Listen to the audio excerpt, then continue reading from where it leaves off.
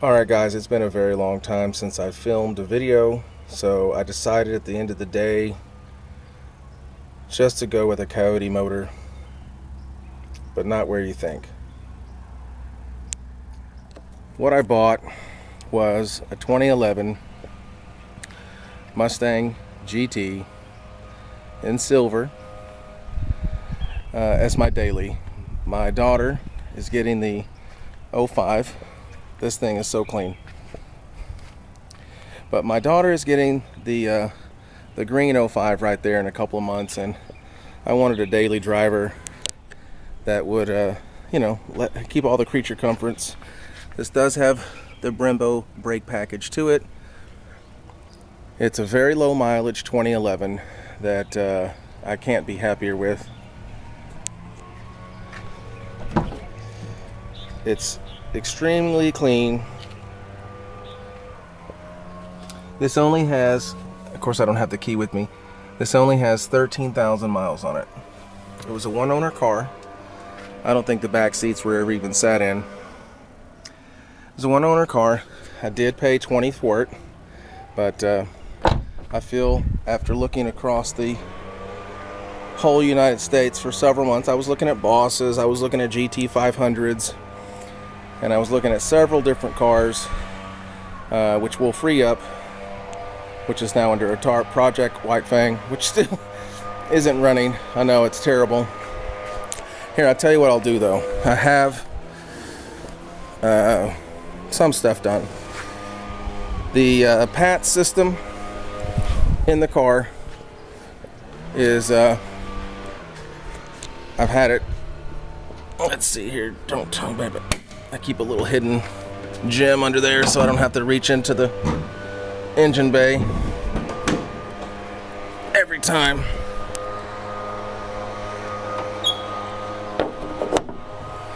But this is what it looks like right now. Project White Fang is all but ready to be fired over. It's now I just got to mount that Moroso overflow, send it out, and get it really programmed and tuned so that it can be driven on the streets.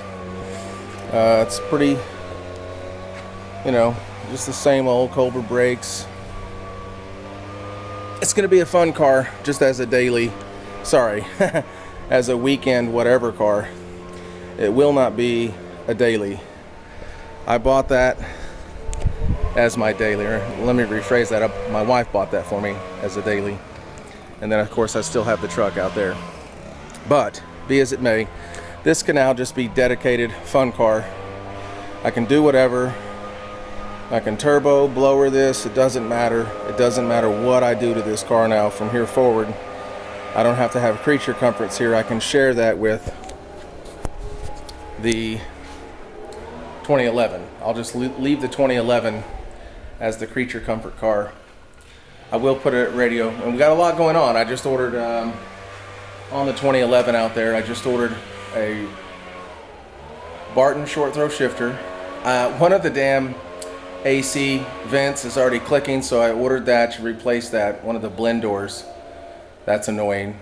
I got springs coming in, aluminum drive shaft, lower and upper control arms. What else did I get? Another clutch cable, a stainless steel braided clutch cable. I heard they're plastic on that. I think there probably are on the green car as well. So anyway, it should be fun. Project White Fang is almost done. My wife and I are so busy with our business that we're moving to a larger location. We've just had so much on our plate. I really work 7 days a week. I don't get a lot of time, and that's why I don't do a lot of videos. I don't vlog, I don't advertise, I don't do anything. I do this purely for you guys. Not that lately it's been any kind of educational or instructional videos, but it will be cool once it's done. My daughter in 2 months will get the green car, so she's pretty stoked about that. It'd be a nice first car for her. Maybe too much, I don't know. Project White Fang's almost done. Like I said, I need to get the back windshield put back in. I can leave this now strictly as a race car, if you want to call it that, whatever you want to call it. Just a fun, basic manual car, no frills car, and figure out what I want to do with it in the end. Do I want to autocross it? Do I just want to keep it as a drag car? Whatever. But boy, that 2011, I'll tell you something, straight up truth.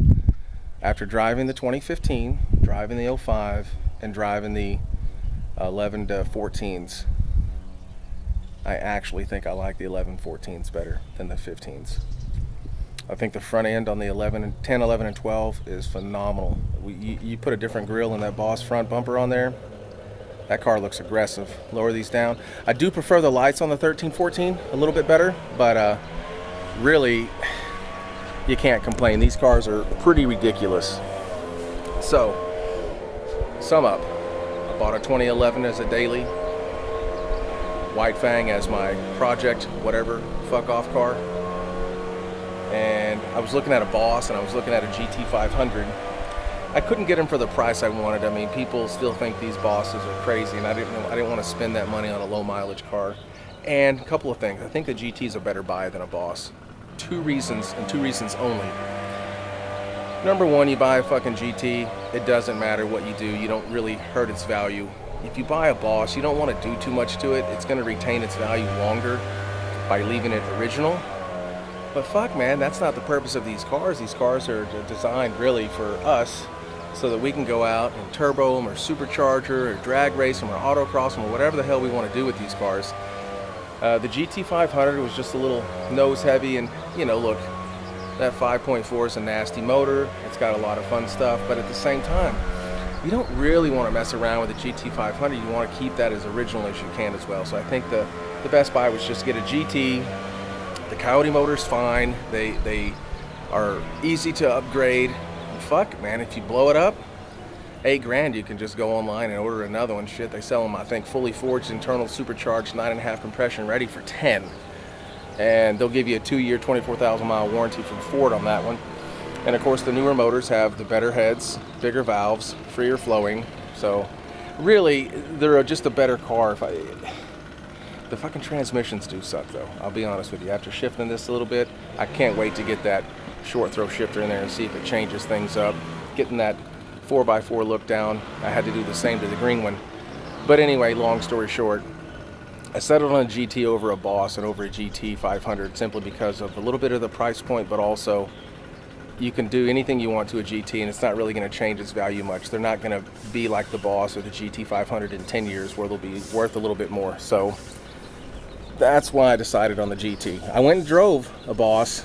I really fell in love. I love that competition orange, but at the same time, I couldn't justify out the door they wanted 35. I mean, what you can do for an extra $15,000 to a GT, it's just not worth it to me. So that's what I settled on. I don't get the long-term value out of the Mustang, but I don't know that I'm buying these cars for long-term value. And I'm not rich enough just to have a Boss sitting in the garage collecting dust. I don't have that kind of Jay Leno collector money, but I do okay. And we do okay, and we work hard though. I mean, like I said, I work 7 days a week. That's why I don't put out a lot of videos. We've been concentrating on our next gym, going to a bigger and better location. So anyway, that's it. That's Project White Fang as it sets. Motors in, everything's ready, but the Pats wouldn't let me fire it over. It's just killing the ignition. So I'll send that out. Hopefully in the next couple of weeks I get the rear window in. Now I don't have to really worry about the interior, making it look nice. I can just keep this car as a fun car and we'll get all that done. So I will try to get in the next month a couple more videos out. Oh, also this weekend I got all the parts coming in today again for just to make it a little bit more presentable, lower it down, better shifting, aluminum drive shaft, control arms, just so it's a more predictable car. I'll probably film a little bit of that on Sunday and post that video as well. So till then, thanks guys, thanks for all your patience. And we'll leave you with one last look, Project White Fang. It is getting there, it is ready.